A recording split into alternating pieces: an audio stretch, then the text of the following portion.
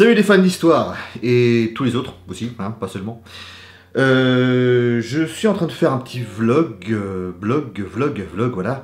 Je suis pas fan de ce genre d'exercice parce que, c'est pas... c'est un peu de la com, et moi la com ça m'emmerde. Je pense que vous avez dû le comprendre si vous suivez un peu mes réseaux, etc. J'aime pas trop dire des choses dans le vent et puis juste faire de la pub, ça m'intéresse absolument pas. Mais là, je dois prendre la parole, je dois faire une vidéo pour vous expliquer 2-3 petites choses.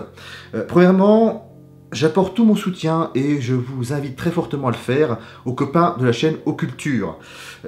Ils ont besoin de votre soutien, de notre soutien, d'un point de vue financier ou même autre, tout simplement de faire en sorte que les vues explosent sur leur chaîne. Parce que eux, c'est devenu leur métier des youtubeurs. Donc, je vous en prie, allez les aider. Vraiment, du fond du cœur, aidez-les, ils le méritent.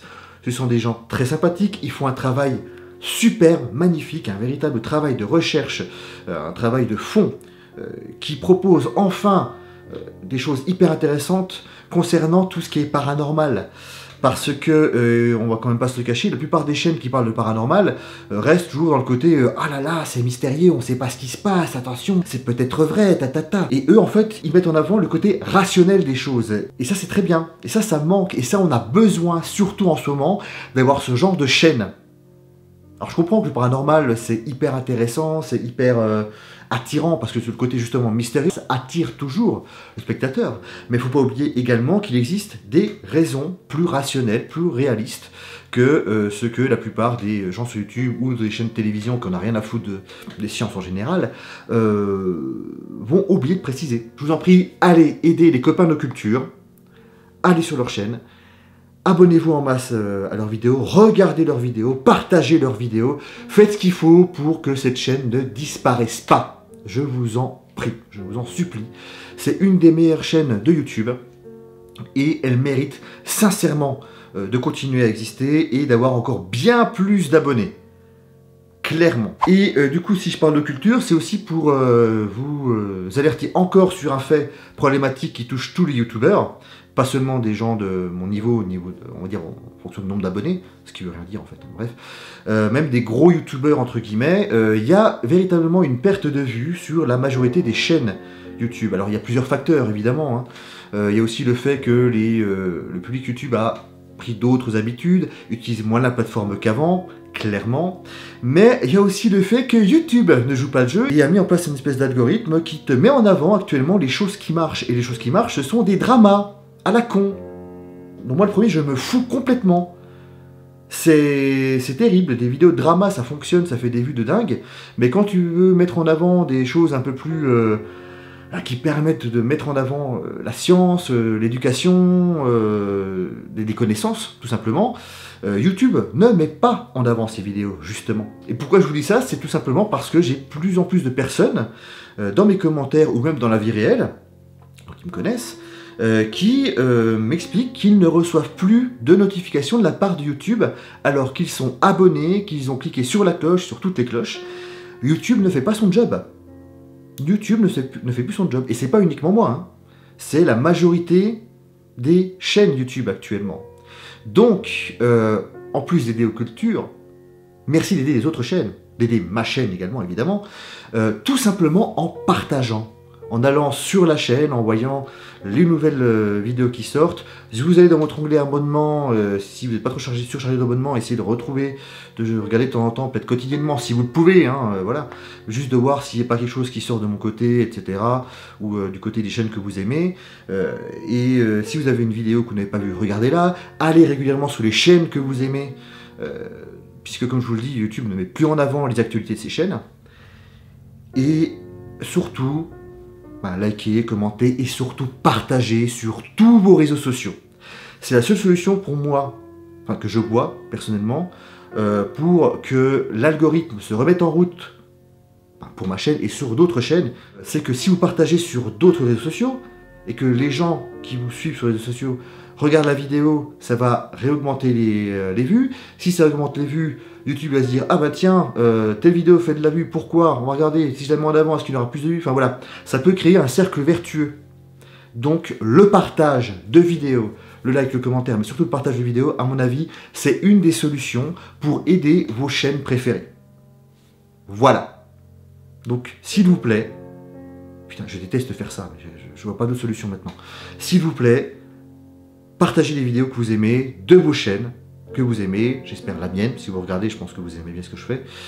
Donc n'hésitez pas, surtout à partager les vidéos que vous regardez. Voilà, je le répéterai a priori jamais assez, je continuerai de le répéter s'il faut. En parlant de ma chaîne, du coup, je pense que vous avez découvert récemment qu'il y a un nouveau format qui est sorti, que j'ai appelé Sur le fil. Ce sont des extraits de live que je fais sur ma chaîne Twitch. Et ces lives, en fait, que vous voyez, ce sont des extraits de moments où je joue à des jeux vidéo et on va poser une question au niveau historique ou le jeu vidéo va me faire penser à un truc au niveau historique, enfin voilà. Et pendant le live, j'en profite pour dire 1, 2, 3 petites choses, 2, 3 petits anecdotes ou éléments historiques afin de mieux comprendre, faire mieux comprendre les enjeux de tel moment du jeu vidéo ou de répondre tout simplement, comme j'ai dit, à une question d'un spectateur. Et ce format s'appelle donc Sur le fil, il est très court, vous l'avez compris, et c'est clairement pas un truc que je fais habituellement dans mes plus grandes vidéos. C'est juste que je me suis dit que ça peut être sympa, pour la plupart d'entre vous, que je vous partage ces petits moments de réflexion, d'anecdotes que j'ai avec les viewers sur ma chaîne Twitch, puisque la plupart d'entre vous ne sont pas sur ma chaîne Twitch, hein, évidemment. Comme ça, vous avez également accès à ce genre de petits moments qui peut être sympa, qui peut être intéressant, bon, qui peuvent sembler anecdotiques, effectivement, mais je m'en excuse, hein, parce que l'anecdote, c'est pas le truc que je préfère. Mais comme c'est au fil de la discussion, c'est pour ça que j'ai appuyé ça sur le fil d'ailleurs, et ben, je sors ça de temps en temps. Alors certes, il y a des moments où vous allez voir un peu de Wikipédia dedans. C'est par rapport à la démarche de la chaîne Twitch, que je vous expliquais juste après. Donc, ce nouveau format, là, a été créé simplement pour vous faire patienter pour... en attendant l'arrivée des autres vidéos. Les vidéos classiques ne sont pas abandonnées, les vidéos recherchées, travaillées, montées comme il faut, etc. ne sont pas abandonnées. Simplement, ça me prend énormément de temps et je ne répéterai jamais assez que YouTube, ce n'est pas mon activité professionnelle, ce n'est pas mon activité principale. YouTube, je le fais sur mon temps libre. Donc, entre deux vidéos classiques, qui peuvent prendre plusieurs mois, et puis avoir un délai de plusieurs mois entre ces deux vidéos, bah, je me suis dit que ça peut être intéressant d'avoir ces petits moments de rappel que, tiens, ma chaîne existe, etc., qu'il y a des trois petites choses qui se passent en dehors de YouTube concernant l'histoire qu'une grande hache, puis aussi pour alimenter l'algorithme, tout simplement, il y a ça aussi, hein, il y a un côté un peu pratique dans ces formats-là. Donc non, vous inquiétez pas, je suis pas en train de passer en mode full anecdote, me faire du Stéphane Bern à la con ou je sais pas quoi, enfin non, c'est pas mon délire. C'est simplement là pour vous faire patienter pour de prochaines vidéos, simplement. J'en profite également pour vous parler de ces lives. Ces lives sont retransmis dans ma chaîne secondaire qui s'appelle La Grande Hache, donc les lives de jeux vidéo. Donc vous allez sur la chaîne secondaire si ça vous intéresse. Pour l'instant, il y a beaucoup de Baldur's Gate, il y a du Pentiment actuellement. J'ai fait 2-3 petits essais de démos, de jeux historiques, des city builders, deux trois petits ou de gestion ou de stratégie, pardon, j'ai des mots qui m'échappent aujourd'hui. Donc là, à terme, il y aura des vidéos, j'espère, ou des podcasts plus fournis, plus travaillés sur d'autres sujets que l'histoire. Sachez-le. Voilà, à terme, ça va me servir également ça, cette chaîne secondaire. Et donc ces lives sont issus de la chaîne Twitch, l'histoire qu'une grande hache, donc vous aurez de toute façon tous les liens sur le montage, où je suis en live tous les dimanches soirs, où je débunk en direct, et c'est un exercice difficile et périlleux. Parce que le dimanche soir, quand je fais ça, je vais chercher des vidéos dont le titre semble très putaclic, et très complotiste ou très délirant dans leur approche de l'archéologie ou de l'histoire, etc. Mais je découvre cette vidéo en même temps que les spectateurs. Donc je ne sais pas de quoi parlent ces vidéos. Donc je ne vais pas connaître le sujet à l'avance. Ce qui fait que je vais essayer de réfléchir, de comprendre, d'analyser ce qu'ils racontent, et il y a des moments où je vais me planter. Ça arrive, et des moments où ça va aller, etc. Donc pour le moment, il n'y a eu un seul débunkage qui a été rediffusé sur la chaîne principale de l'histoire qu'une grande hache. Donc un que j'ai fait par rapport à une vidéo de Julie Couvreur, une vidéo qui date un petit peu maintenant. Et ça peut surprendre également certains, parce que ce genre de debunk, quand je le rediffuse, eh bien, je refais du montage derrière pour rajouter des éléments d'arguments pour soit appuyer des propos, soit pour rectifier des erreurs que j'aurais faites. Car je le rappelle, comme je ne connais pas le sujet et que je le découvre en direct en même temps que mes spectateurs, il y a des moments où je me plante. Voilà, je reste un être humain, je ne dis pas, j'ai pas la science infuse. Et donc je profite du montage pour remodifier, pour recadrer, pour dire attention, je me suis planté, là c'est pas ça, là c'est bon, en revanche c'est vrai, il y a ceci, ce monsieur qui en parle, ce monsieur qui en parle, ce monsieur qui en parle, cette madame qui en parle, etc. Donc j'essaie d'avoir un truc un peu plus argumenté, un peu plus intéressant. Pourquoi est-ce que je fais le debunk en direct sans travailler le sujet? C'est parce que j'ai voulu me mettre à la place d'une personne qui ne connaît pas forcément l'histoire ou l'archéologie.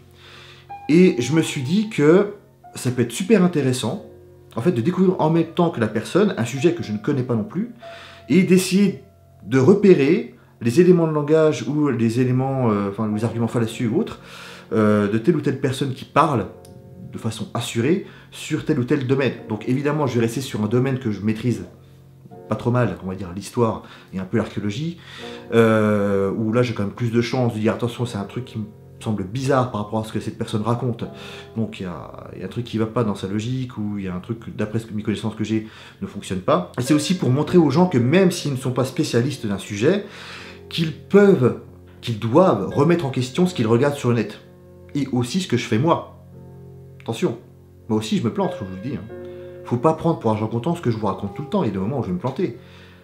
Voilà, je reste un être humain, voilà, c'est plus une sorte d'exercice d'esprit critique, j'ai envie de dire, qui n'est pas parfait, qui a des défauts, puisqu'il y a des moments où je me plante, et je m'en excuse, encore une fois, mais le but, c'est surtout aussi de faire comprendre au spectateur que lui aussi peut se poser des questions sur un sujet qu'il ne maîtrise pas, et qu'il doit ne pas toujours prendre au pied de la lettre ce que la personne dans une vidéo raconte, ou pas que dans une vidéo, mais dans une conférence, même dans la vie de tous les jours, enfin voilà, c'est plus pour essayer, un exercice d'esprit critique pour essayer d'affûter, pour essayer de voir comment on peut repérer des discours un peu bizarres, un peu complotistes, un peu délirants, sur des éléments historiques. Donc on fait ça sur ma chaîne Twitch le dimanche soir, quasiment tous les dimanches soirs, et en semaine, de temps en temps, le soir, j'envoie des lives sur du jeu vidéo, principalement lié à l'histoire. Donc voilà, venez sur la chaîne Twitch. Revenons sur la chaîne principale. Donc je vous ai dit que ces petits formats actuellement existent pour vous faire patienter entre deux grosses vidéos. Actuellement, on est toujours sur la mini-série des Français en Égypte, avec l'expédition d'Égypte de 1798. Il reste encore 2 épisodes, normalement. Sauf si je retrouve encore d'autres trucs intéressants, mais je pense que non, parce qu'il faut que j'arrête, il faut que j'arrive à la fin de cette mini-série. Ça fait 2 ans que je suis dessus, il faut que je change de choses. Voilà. Donc il y a encore 2 épisodes à monter, il y a des éléments encore à tourner, il faut que je trouve des gens qui veulent bien tourner avec moi pour telle ou telle scène ou tel sketch. Ce qui n'est pas toujours simple, parce qu'on a tous une vie à côté de cela. Les gens qui viennent sur mes vidéos, ils font ça bénévolement, je leur remercie énormément pour l'aide qu'ils apportent, et du coup je peux pas leur dire tu viens telle heure, machin, non, ils font ça gratos, c'est très cool de leur part, quoi, donc je vais pas les forcer s'ils peuvent pas venir, enfin c'est un problème, vous comprenez quoi. Donc ça prend du temps, je m'en excuse, et faut encore patienter. J'espère, si tout se passe bien, que le prochain épisode va sortir au mois d'avril, j'espère.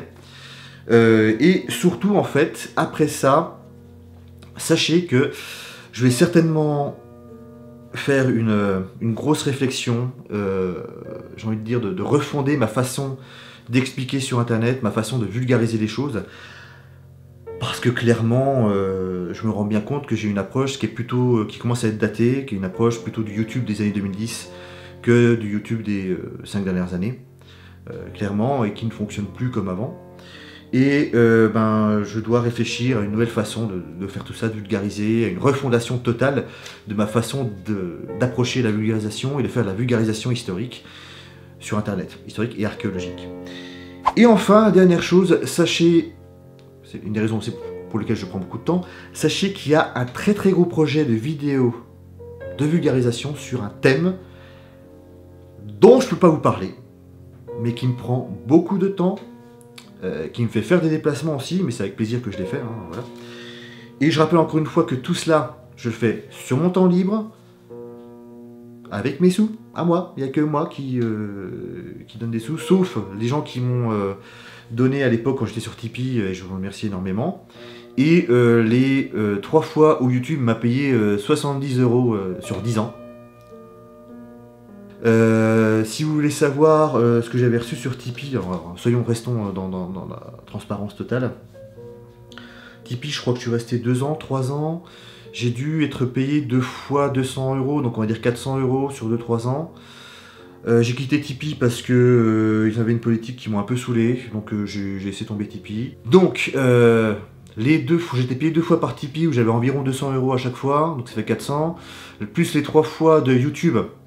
YouTube 3 fois 7, 70 € pendant 10 ans. Donc on est sur du 210, donc on est sur du 610 €, plus de 600 € on va dire, sur 10 ans. Donc ça fait 60 € par an. Hein? Ça paye pas YouTube. Hein? Arrêtez de croire que les youtubeurs sont payés par je sais pas qui ou je sais pas quoi. Enfin non, c'est pour ça que vous avez plein de gens qui font des sponsors. Hein. Donc vous comprenez que c'est beaucoup de ma poche, et c'est pas grave, hein, je m'en fous, je vous demande pas de la thune, j'ai pour l'instant la chance d'avoir un métier qui me permet de faire ce que je fais, et j'ai pas vraiment besoin. Si vous voulez me soutenir, bah c'est cool, soutenez-moi, il n'y a pas de problème, il y a le KissKissBankBank qui est en route, qui est là, qui existe toujours, peut-être que je vais changer, je sais pas encore, mais on verra. Mais si vous le faites pas, c'est pas grave, gardez votre thune, je vous demande pas d'argent.